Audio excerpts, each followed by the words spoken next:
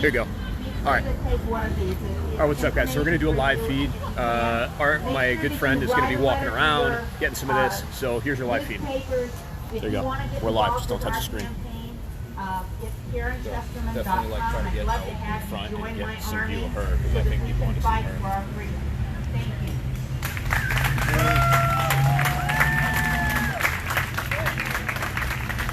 Thank you so much for coming down here. All right, where is Dan? Dan the man. Dan the man, you're going to tell us how it is. I'm going to try. Excellent.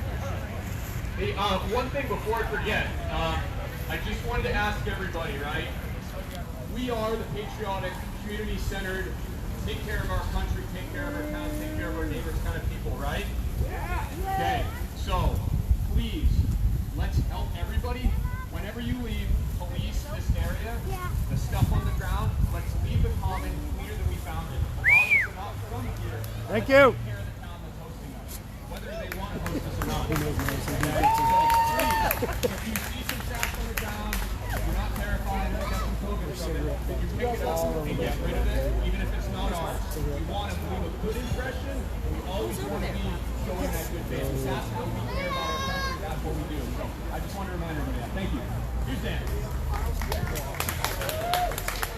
Thank you, everybody, for showing up today. I'm Dan LeClaire. I am running for State Senate in District 10. How many of you heard my ad on the radio, and that's why you're here? We're here. It's brought about with the mask mandate, but it's actually more than that. It's about government taking away our right to be able to decide for ourselves what we should do with our own bodies and what we should wear. The last time that I checked, when our founding fathers wrote the Constitution, when they wrote the Declaration of Independence, You, man. they didn't sit down and say, hey, maybe this group of people don't want any freedoms, and this group of people She okay? does. She okay? What they wrote was that every single person, thank you, every single person has a right to life, liberty, and freedom. Those are our God-given rights. And so far, our government, starting at the top and conquer, he has taken away a person's right to be able to own and operate a business. He has decided on who is essential and who can go to work and who can't. He has said that you are not allowed to go and worship at the place that you choose. That is taking away every single right that has been granted to us. When the City of Keene Council spoke about this whole mask mandate, their biggest statement was, we need to do this for the greater good. If you look throughout history, the worst genocides that have ever happened started with the phrase, the greater good. And I am here to tell you today, and to let the City of Keene know, and the rest of the state of New Hampshire, that there is nothing greater than an individual's right to freedom.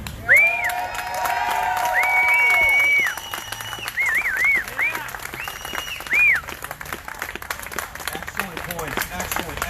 Thanks so much, Dan. Where is our next candidate? Do we have a representative? Do we have another political? Ian, you're running for rep, right? All right, Ian, it's your turn. Mr. Ian Freeman.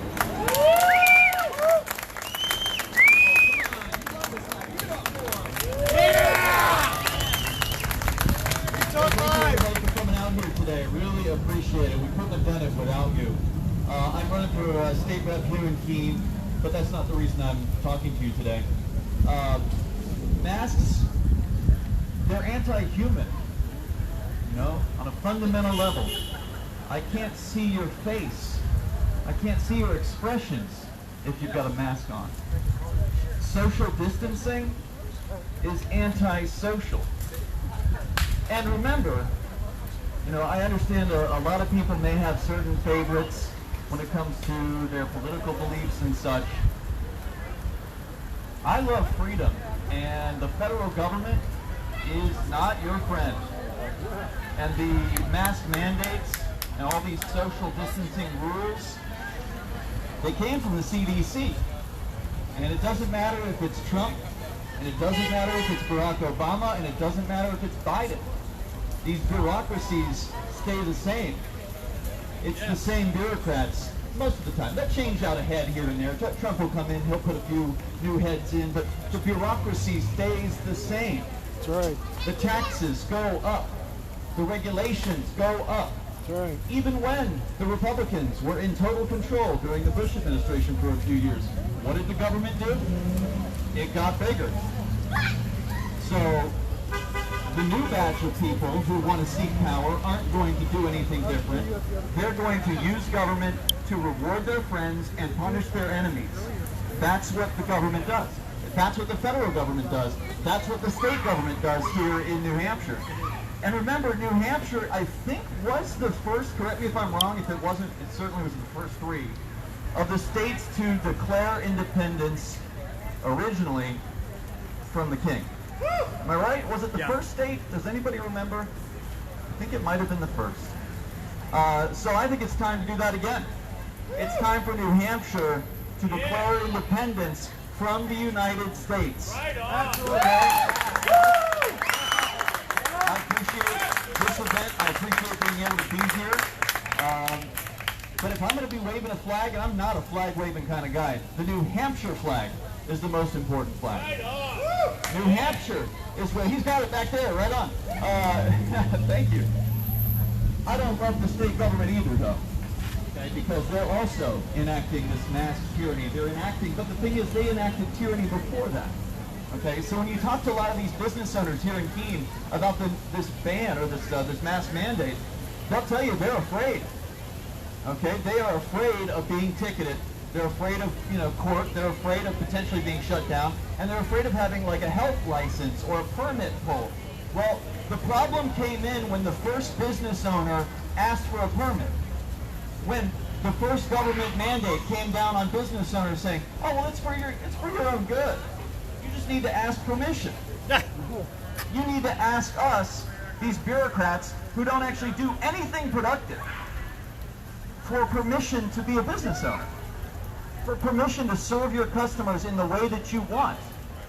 And so right now, you've got business owners who they would love to be able to make a choice for themselves, but they're so afraid of what the city gang will do to them that they won't. They'll just quietly go about their business. They're just trying to make money. They don't want to rock the boat. They didn't get into business to do activism.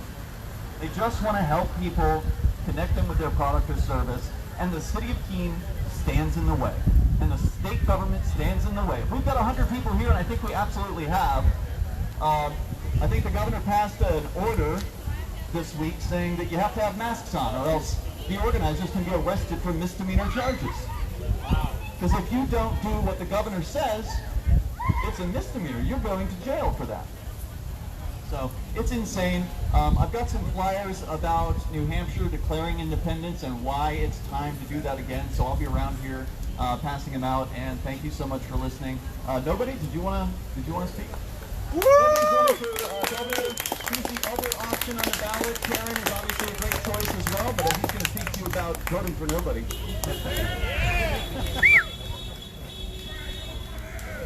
We hold these truths to be self-evident, that all men are created equal, that we are endowed by our Creator with certain unalienable rights, that amongst these are life, liberty, and the pursuit of happiness, that it is to secure these rights that governments are instituted amongst men, deriving their just powers from the consent of the governed, and that whenever any form of government becomes destructive of these ends, it is the right of the people to alter or to abolish it.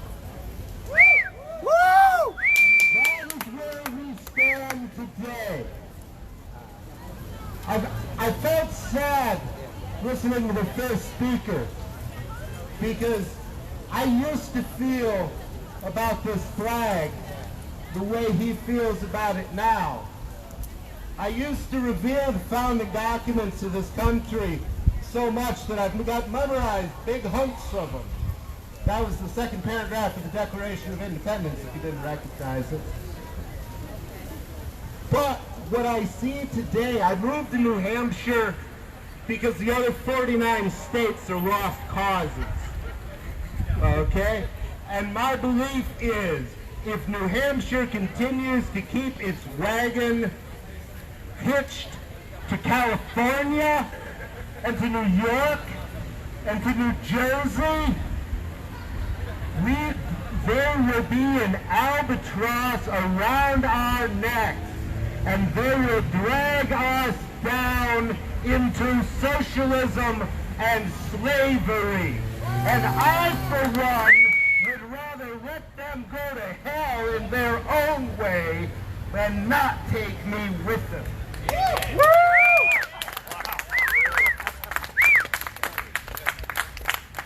There are people who feel that they're safe walking around expressing their political opinions openly.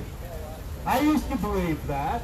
I was even a host of an anarchist radio show.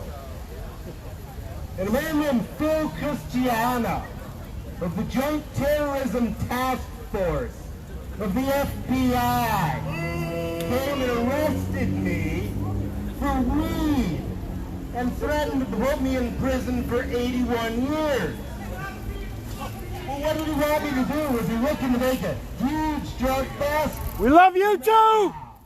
He wanted me to set up that man who just spoke to you, Ian Freeman. He wanted me to entrap him into selling me some weed, even though that's not how any of that worked. I sold him weed. But that's not what the FBI cared about. They cared about using the law as a weapon against a political enemy.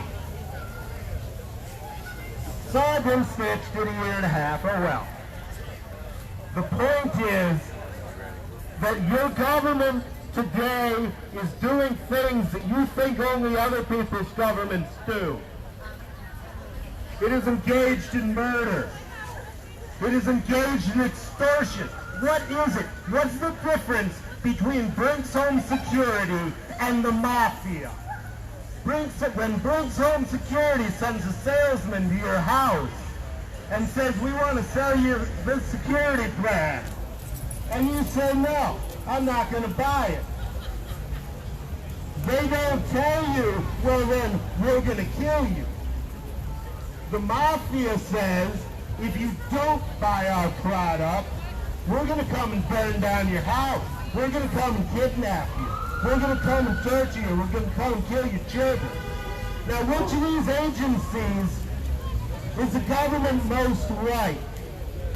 Mafia. What does the government do when you don't want to pay the taxes to fund the madness that they call public policy? They throw you in prison. That's what they do if they don't kill you.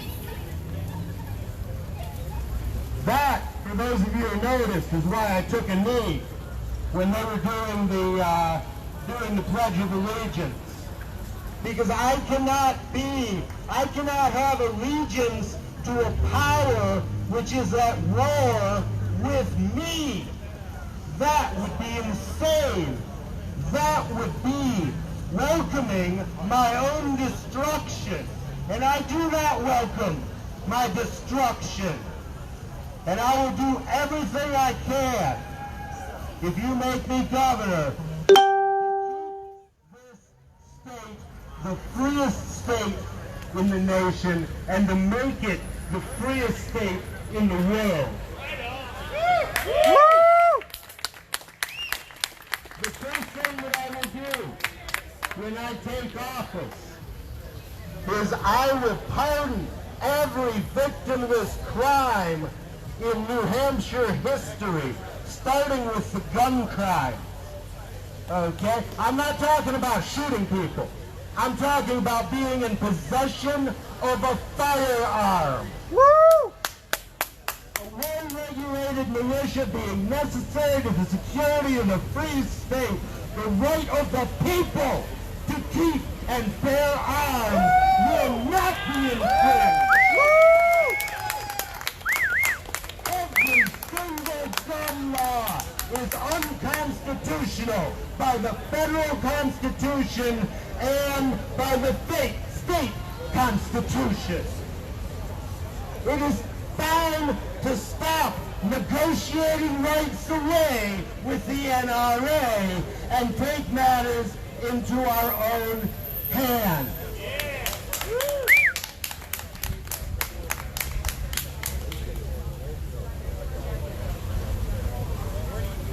Great speech. I was kind of excited. So, I guess I'll do my other campaign promise is that I will never unironically refer to myself as His Excellency.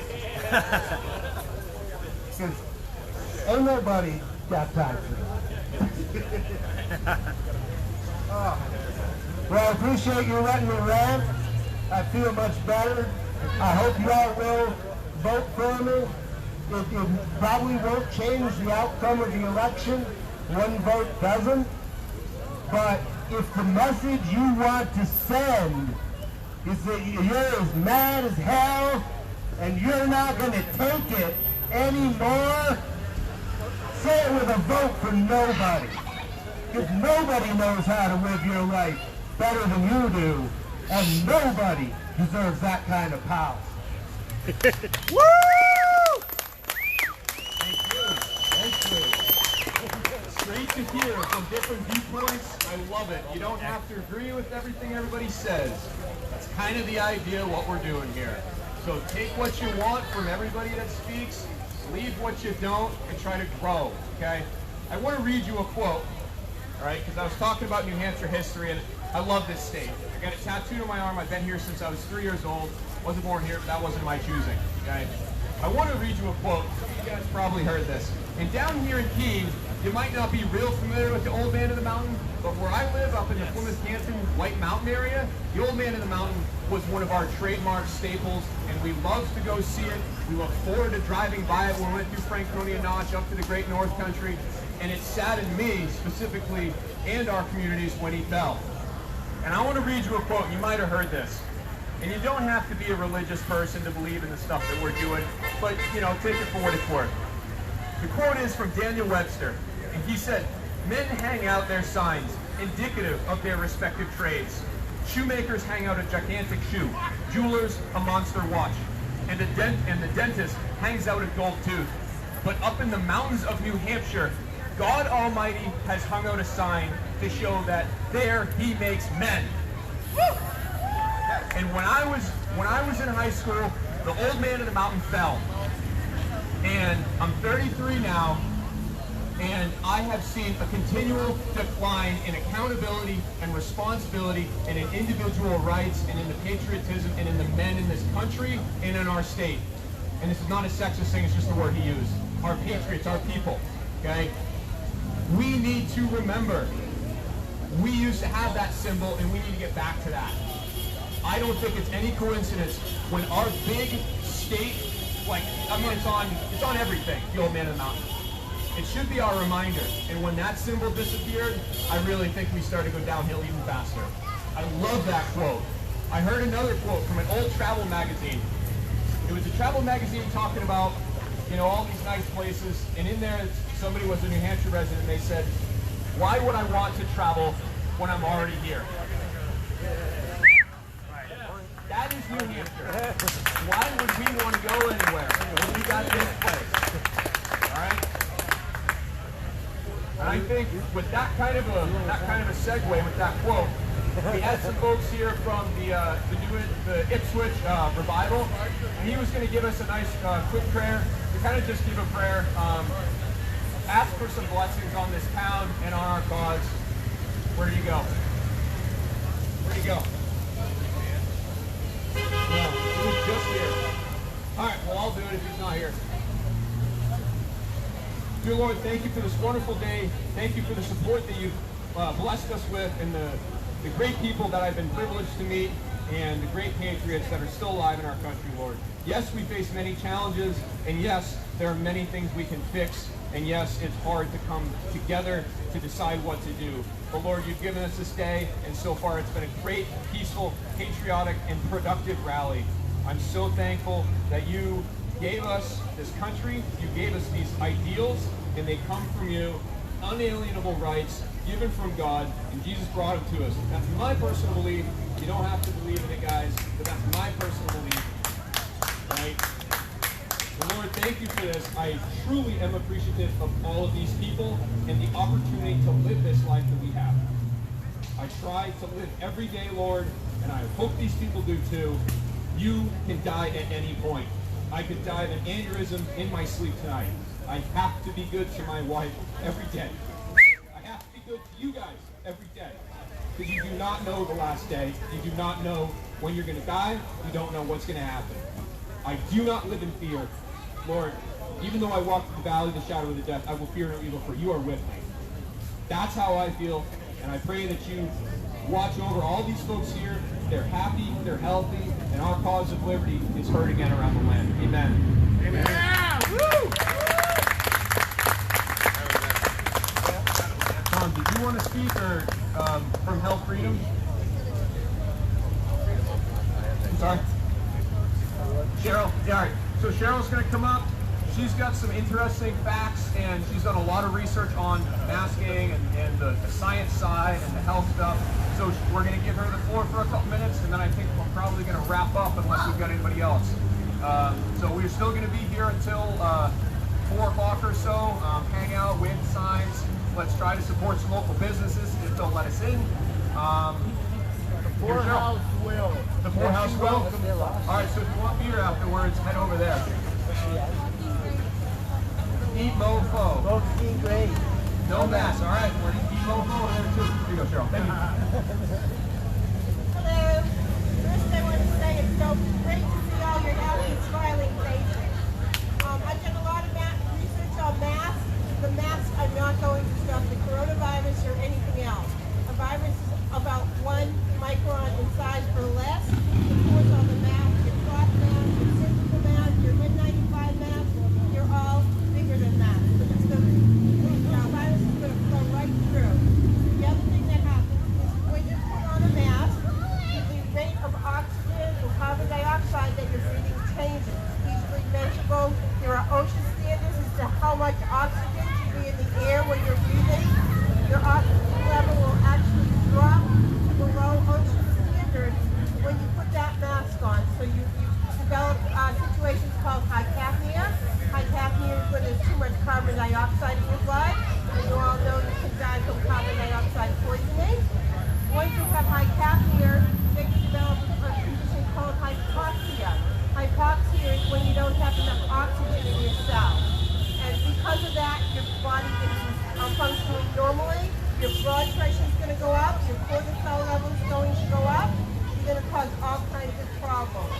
The other thing that happens is as you're breathing out, all of the germs and bacteria and things that get trapped on your mask, the mask becomes a warm, wet surface from your breathing, and all of those germs are going to multiply. It's like a petri dish.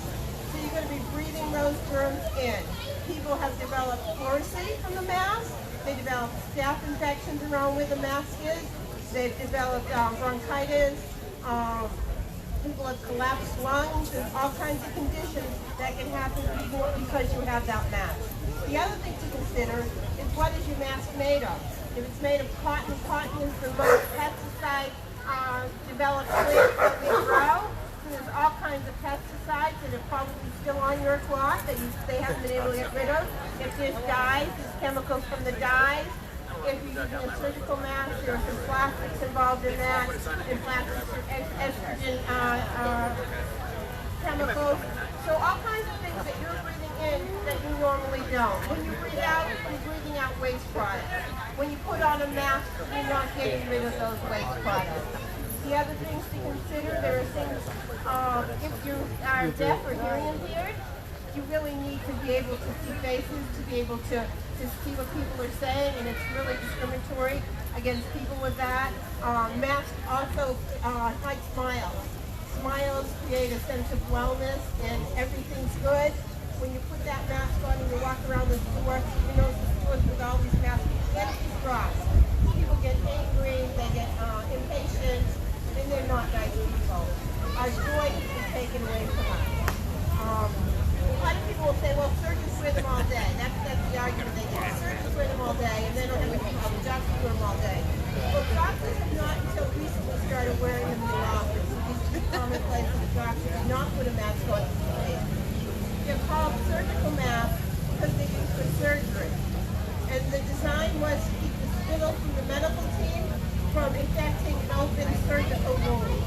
It's not like surfacing your skin, they're cutting into your body, your organs are exposed, your injury is exposed. So they want to keep any germs and bacteria away from that. Mainly from spittle, from things like coughing, sneezing, drooling, things like that. Because the mask is not going to stop the virus. It says right on the box that the mask will not stop the virus. So the thing about the surgical mask, the surgery is always done in a controlled environment. The room is always very, very sterile. The room is air conditioned. The room has extra oxygen pumped into it to take care of the fact that the doctors are getting less oxygen than they would normally. So it's a very, very controlled environment. They're asking us to put masks on in the heat of the summer, in a store, where it's not a sanitary place. There's germs and bacteria everywhere. The room is not a sterile room. So it's a totally different thing than wearing a surgical mask. The other thing they have is surgical doctors will change their masks if they get sweat and moist.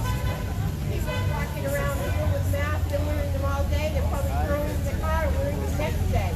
You're touching them, doctors are trained not to touch them. People are picking up germs, touching their masks, and they're going right into the inside and then they're bringing them in. So it's not an ideal situation. It's not going to stop the virus. And because of the mask, it can actually make people sicker or lower their immunity and make you sicker and you actually get more likely to get COVID. You have conditions like cancer or heart disease, and they always wear that mask to protect yourself. Well, it's not going to protect you, but it's going to lower your cortisol, it's going to lower your oxygen. When you lower your oxygen level, it's going to grow. It's not going to stop it. So, for the health of all of us, all of us, please don't put on the mask. And don't let other people tell you what they do. If anyone has any questions, I can answer them. We also have a report that we put out with all kinds of links and stuff. We have it in writing here. If you go to the Health Freedom site, you probably can get it emailed to you in the PDF form.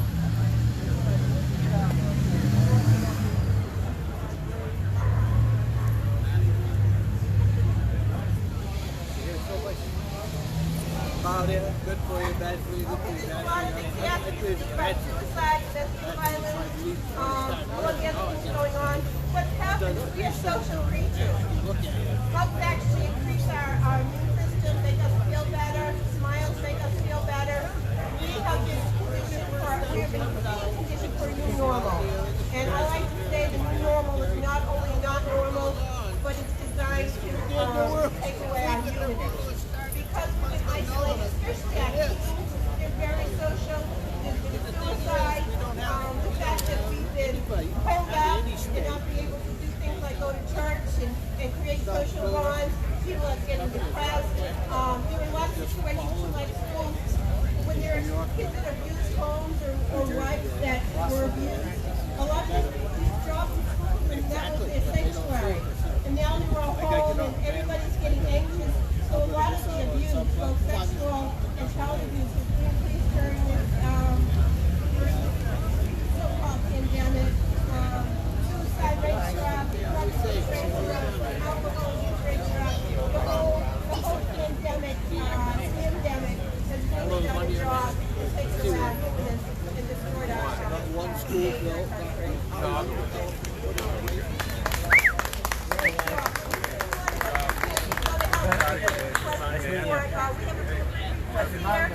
We can give you Jack with a side shirt there, but we can get to the PDF that has the live link on it as well.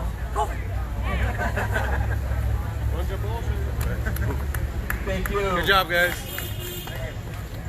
right, guys. I think for now that's it. I just want to remind you, when tyranny becomes law, you have a duty to resist. Yes. That's not the exact quote, but Thomas Jefferson said that. There are so many great quotes. We could stand up here all day and quote our great founders. But I just echo what I said earlier, and I'm going to keep beating the dead horse. You've got to learn your history. You've got to understand the fundamental truths of how our country is formed. Innocent till proven guilty. Healthy till proven sick. All right? We have to address this as a nation of individuals. And I think somebody already kind of said it, but I heard a great quote, and it said, if you claim to speak for the minority, but you do not stand for individual rights, you don't stand for the minority, because you, sir, are the smallest minority. You, ma'am, are the smallest minority. The individual is the smallest minority. So whether we look at this from the standpoint of the majority of Americans are good, freedom-loving, honest, law-abiding citizens, or you look at it from the standpoint of our rights, we're all individuals and we need to fight for the minority. Either way you look at it, freedom and liberty is the answer. Woo. Yeah. All right, well, thanks everybody for coming. All right, so there's a clipboard going around. If you want to get involved with my group, if you want to hear about more events, put your name on the clipboard. Our website is 8.3.com, all spelled out, the word 8, the word point, and the word 3.com. That's our own website. We're in control of our own domain. And if you're on social media, get to our little Facebook group, 8.3 Leader, L-E-A-D-E-R, leader, like a leader of pack. It's right there, right? You can find us, or you can find me personally, David LaRoe. We're not too hard to find. If you're in any of New Hampshire's Liberty or health groups, pretty easy to track down. So I'd highly recommend you find us that way. Get in, and that's how you'll know where we're going, because this is just the second event. We're going to go to another event, and another event, and another event. All right? So jump on the bandwagon, and let's do this. Let's march towards 100K. All right? We're going to Concord, we're going to the State House, but we're not going with 500 people. We're not going to go with 1,000 people. We can do that, and that's excellent. But we are going to go with the voice of really the majority, the people. That's what we have to do. It can't be little towns all spread over, just worried about what's going on Spalding in their town. We've got to come together in a united front. We have to. The pressure has to be there on the state level to get rid of this crap. 24/7. All right. Thanks, guys. Yeah.